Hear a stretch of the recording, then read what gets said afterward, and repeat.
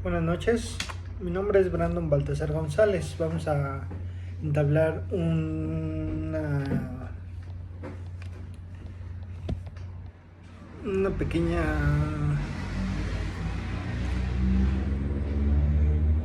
¿cómo decirlo? Un pequeño punto de vista acerca de la política económica y el crecimiento de México. Esto basado en los 5 sexenios en los que se buscaba la estabilidad.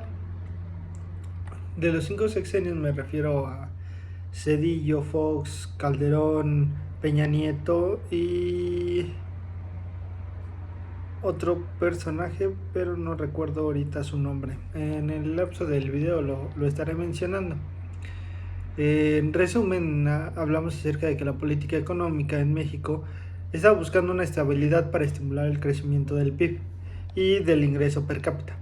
Los resultados nunca fueron los esperados por el gobierno ni los deseados por la misma sociedad, ya que en los 30 años la economía tiene un crecimiento promedio del 2.3%, siendo insuficiente para el país y para toda la sociedad.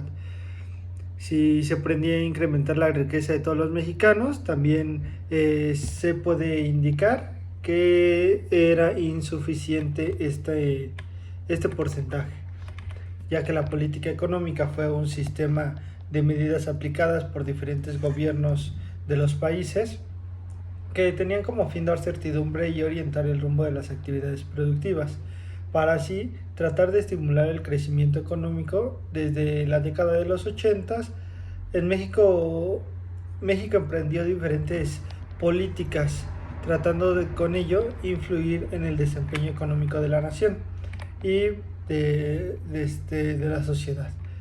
Dicha situación generó que los gobiernos de México, durante la administración de estos 5 diferentes presidentes, los cuales duran 6 años en su cargo, emprendieran políticas de apertura económica y comercial, que con ello trataban de estimular un crecimiento económico y así incrementar el ingreso de los mismos mexicanos.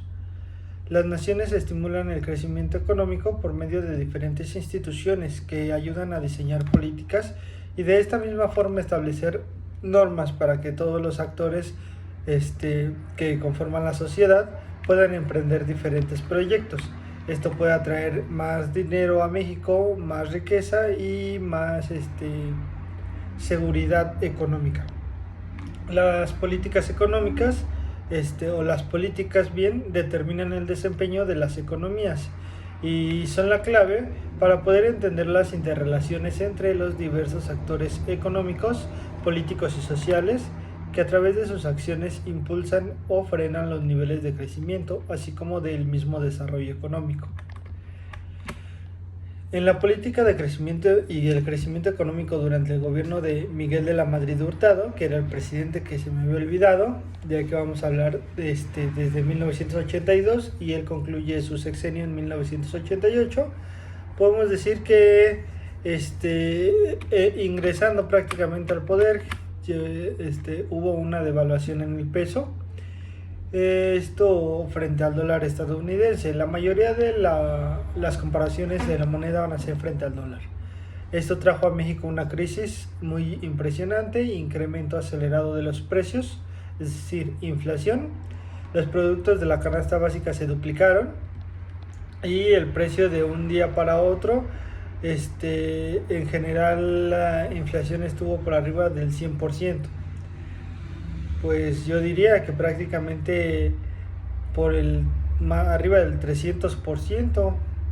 Fue demasiada la cantidad que se elevó. La crisis del 82 provocó un incremento en el PIB que hizo pasar de un menos 0.7 a un menos 4.3, esto ya al ingresar a 1983. Cuando se genera esta incertidumbre que se vivía en el mercado mexicano, la política económica de 1983 al 84 se orientó en diferentes puntos y los principales son 4, que es disminuir la inflación, 2, corregir el déficit público, 3, establecer los pagos por servicios de la deuda y 4, reducir el déficit comercial. Al ingresar al 84, la política económica de México se concentró en tener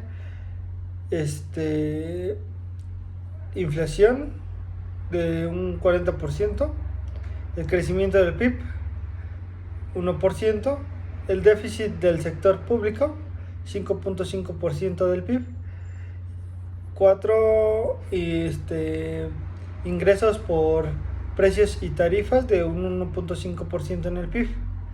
Siguiendo estos mismos puntos, puede indicar que ya en el 85, a un año de este último panorama que teníamos, los lineamientos era reducir la inflación por lo menos un 35%, ya que había incrementado el 40%, inducir un crecimiento económico de un 3 y 4%, que no se logró, aumentar los salarios reales, reducir el déficit financiero del sector público a un 5.1% y limitar el endeudamiento a $1,000 millones. Desde ahí ya estábamos viendo el endeudamiento que tenía México. Continuando con la explicación, en la política económica y el crecimiento alcanzado durante el gobierno de Carlos Salinas de Gortari, él ingresa en el 88 y concluye en el 94.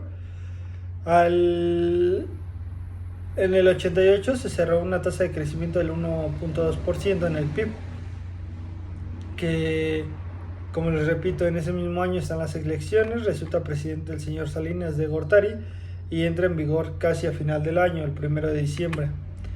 Al llegar al poder, pues el país de nuevo con el PIB por los suelos, una elevada tasa inflacionaria, la creciente deuda pública de México y la apertura financiera y comercial, así como también la privatización de las empresas paraestatales acogió a México, entre ellas Telmex, que fue la más sonada y comprada por el señor Carlos Slim.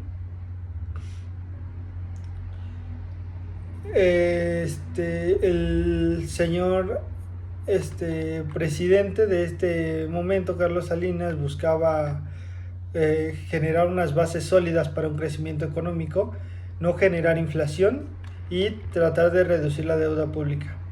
En este proceso de apertura con México hacia el exterior, se inició la incorporación del GATT en 1986, generando que las tasas arancelarias se redujeran de un 16 a 5 niveles.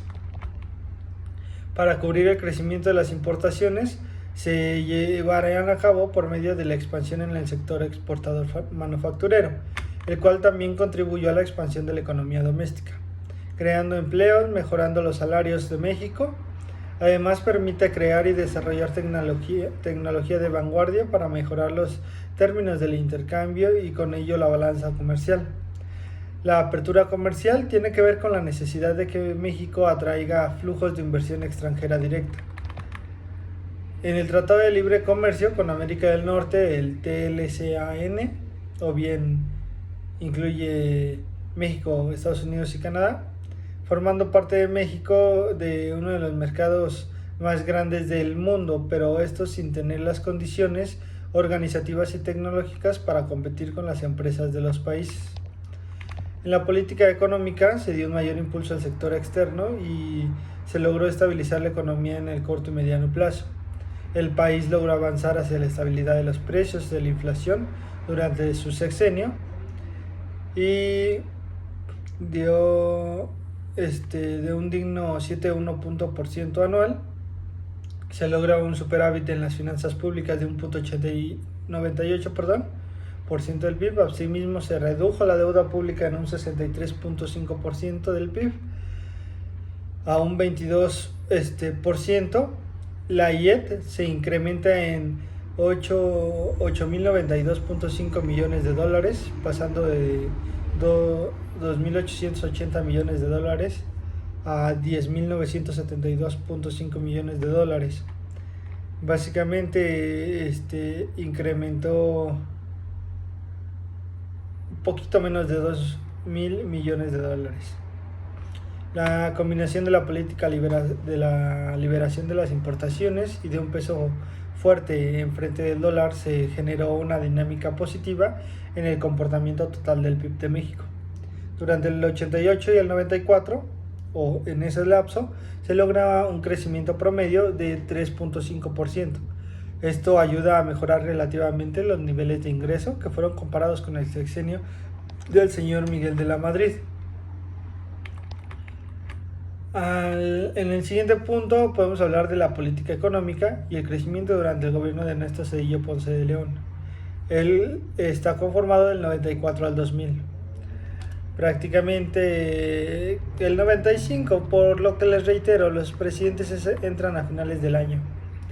Zedillo se centró en un fortalecimiento del ahorro interno, siendo este el eje del PND. Ello porque tenían que reconstruir un sistema fiscal en el de seguridad social, la intermediación financiera y la seguridad jurídica de la IED, lo cual es necesario para ayudar a mitigar los efectos del déficit de la balanza comercial.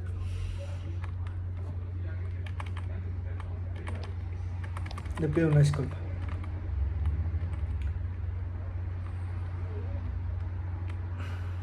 Bien, continuando con esto, les puedo decir que de esta forma el gobierno de Zedillo trata de mejorar el bienestar de la sociedad mexicana, esto por medio de 5 puntos. La primera, una reforma fiscal para promover el ahorro y la inversión. 2. Promover el ahorro privado a través de instrumentos financieros. 3. Fortalecer los mecanismos de financiamiento de sistemas de seguridad social. 4. Consolidar el ahorro público mediante mantenimiento de finanzas públicas sanas. Y 5. La utilización prudente del ahorro interno, que se complemente con el ahorro, del externo, que se complementara con el interno. El ahorro interno se alimenta del sector público, de empresas e individuos, que en este sentido un aumento de ahorro regula el crecimiento del consumo de toda la población. En la década de los 80, el incremento del ingreso per cápita fue del 31.6%, que equivaló a un 3.15% anual, mientras que la inflación por año en esta misma década estuvo por arriba de un 10%, es decir, de 2 dígitos, con lo cual se limitan las posibilidades del ahorro.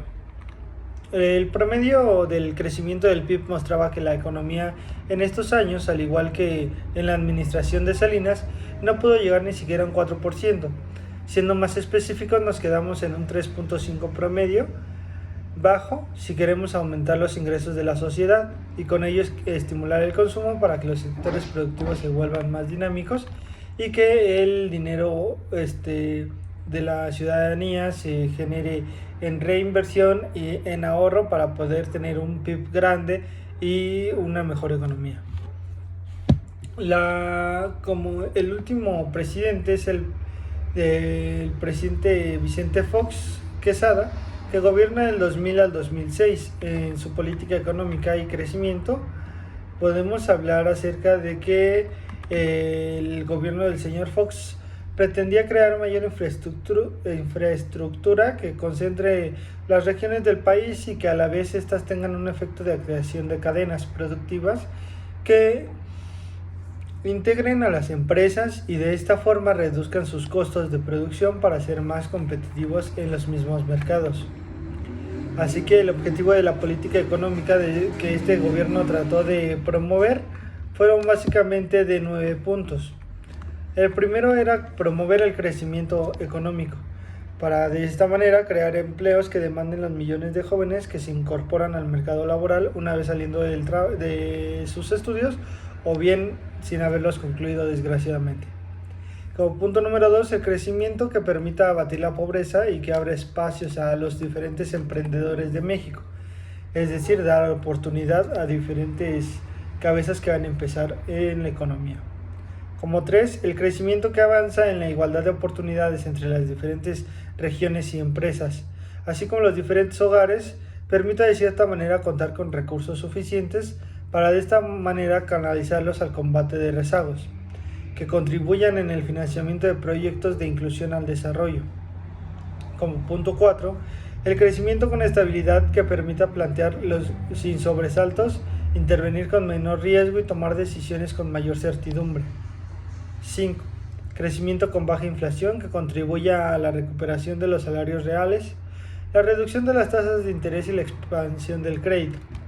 El crecimiento incluyente que dé oportunidades a todos y el que la disponibilidad de instrumentos para participar en la economía no sea un privilegio de algunos cuantos.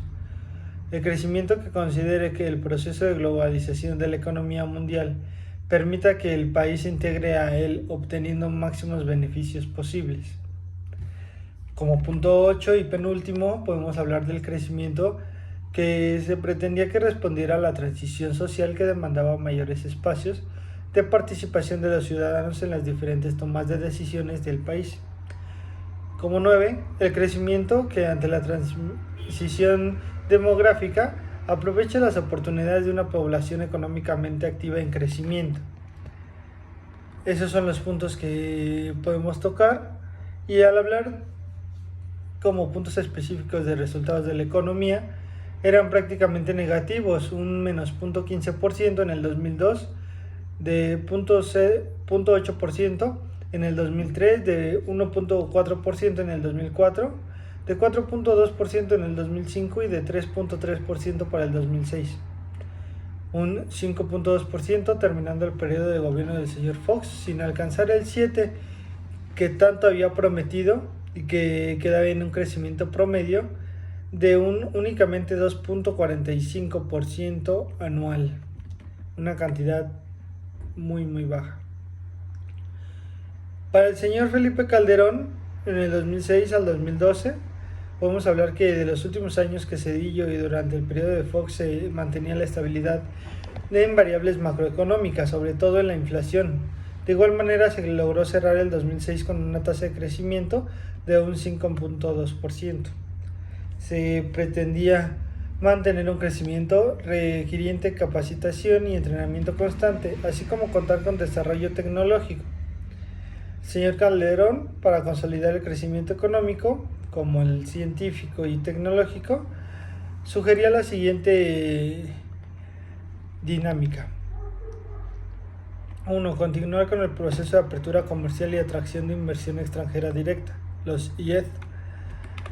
Promover de un mayor apoyo directo de la investigación de la ciencia y tecnología para el descubrimiento de nuevas ideas. Crear un vínculo estrecho entre el sector público, la academia y el sector empresarial para plasmar exitosamente los nuevos conocimientos en procesos productivos. Como punto 4 era facilitar el financiamiento de las actividades de ciencia, innovación y tecnología que permitían la creación de nuevas empresas y que no hubiera más fugas de cerebros. El PND planteó dentro de la política económica generar un mayor dinamismo, generando inversión de capital físico, con lo cual se requerían políticas públicas que condujeran a aumentar la rentabilidad de los proyectos. Las capacidades de las personas en la mejora de la cobertura y la cantidad de los servicios de salud y educación, así como el combate a la marginación, que eran los elementos que permitían a los diferentes mexicanos contar con un trabajo redituable.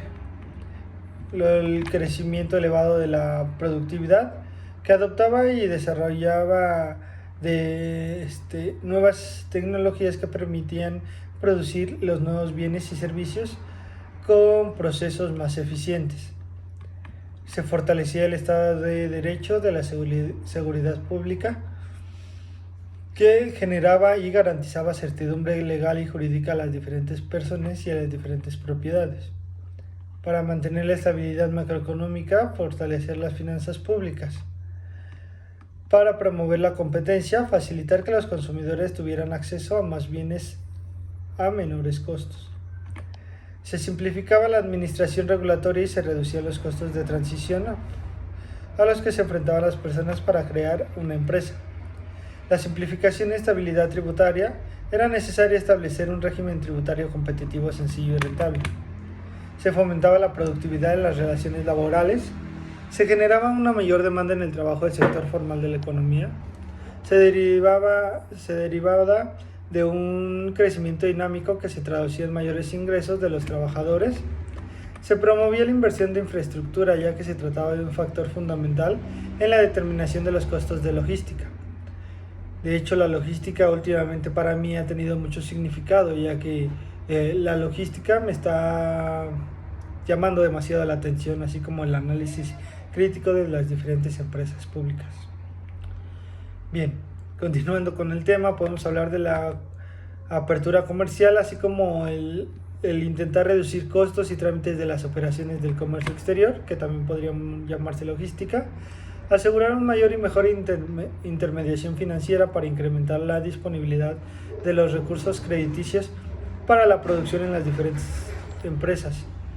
La transformación de las empresas públicas para hacerlas mucho más eficientes, de esta forma obteniendo menores costos de producción de insumos estratégicos, y la diversificación de las fuentes de crecimiento de la economía mexicana, es decir, reducir vulnerabilidad de las fluctuaciones de la economía de Estados Unidos y asegurar un crecimiento que estuviera balanceado por el mismo pueblo mexicano. En promedio, el crecimiento de los 6 años del señor Calderón es de un 2%, cifra menor a la que se obtuvieron con sus antecesores, ya que inclusive Vicente Fox logró un 2.45% y un 3.5% por parte del señor Zedillo, así como de Carlos Salinas, lo cual muestra que la política económica con mayor apertura en el exterior por sí sola no logra generar condiciones para aumentar la productividad y competitividad. El incrementar el PIB en niveles que superen un 7% para estimular el empleo y el crecimiento del ingreso per cápita. Esos datos son los que yo les puedo mencionar en estos momentos acerca de los diferentes presidentes, 5 para ser exactos, 30 años de economía en México, 30 años en las que se aprobaron diferentes reformas fiscales y que no todas, no es de que no sirvieran, sino que no dieron los resultados esperados por parte de los distintos gobiernos que las llevaron a cabo. Que la expansión hacia afuera muchas veces no sirve si no hay crecimiento interno. El crecimiento interno se logra con la movilidad del mismo dinero. Es decir, generar políticas para el movimiento en el exterior y en el interior, para que llevadas de la mano podamos tener un crecimiento en la economía de México. Sería todo lo que pudiera aportar en estos momentos. Le agradezco mucho ver este video y le pido una disculpa porque haya sido demasiado rápido. Sin embargo, en el video anterior se me complicó subirlo porque tal vez por el mismo tiempo que abarco mucho más, tarda mucho en subirse a la plataforma. Le agradezco, espero que tenga una excelente noche y le recuerdo mi nombre, Baltasar González Brandon. Hasta luego.